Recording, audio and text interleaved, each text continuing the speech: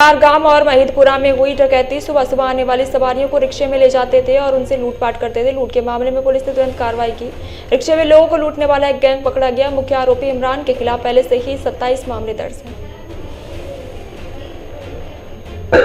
कल जोन 3 के विस्तार में महिदपुरा और कतारगाम पुलिस थाने में 2 लूट के क्राइम रजिस्टर हुए हैं, जिसके अंदर एमओ इस तरह से कि अर्ली मॉर्निंग जो लोग रेलवे स्टेशन या बस स्टेशन से अपने घर पे जाना चाहते हैं, ऐसे मुसाफिर को अपनी ऑटो रिक्शा में बैठा के उनको लूट लिया जाता था।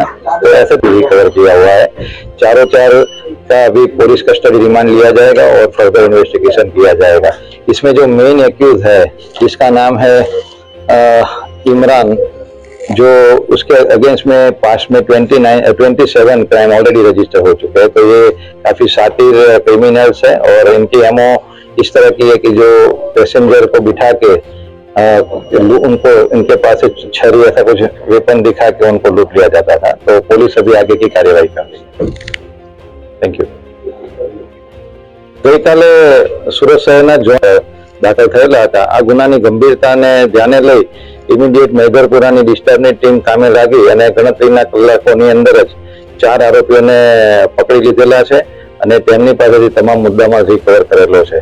જેની અંદર જે મેઇન મુખ્ય આરોપી છે ઇમરાન ઉર્ફે બીડી, જે કામરેજનો રહેવાસી છે, જે અગાઉ 27 વખત અલગ અલગ ગુનાઓમાં પકડેલો છે। તે સિવાય એક સગીર વયનું બાળક પણ છે। એ સિવાય ઉધના ભાટીના વિસ્તારનો રહેવાસી અસલમ બોબડો અને બીજો એક નજામુદ્દીન શેખ, આમ કુલ 4 ઇસમોને અટક કરેલા છે। એમાં જાણવા મળે છે તેમ બીજો એક અન્ય ઇસમ છે જે આરોપી, એ હાલમાં સલાબતપુરાની અંદર એરેસ્ટ કરેલો છે, જે અન્ય કોઈ લૂંટના ગુનાની અંદર પણ એ આરોપી છે।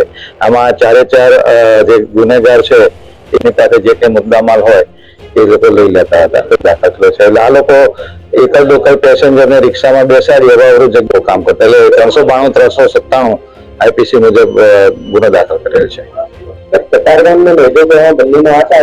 હા, બંનેની અંદર આરોપી છે અને કદાચ સલાબતપુરામાં પણ કદાચ ગુનો દાખલ થયો છે, જેની તપાસ ચાલુ છે।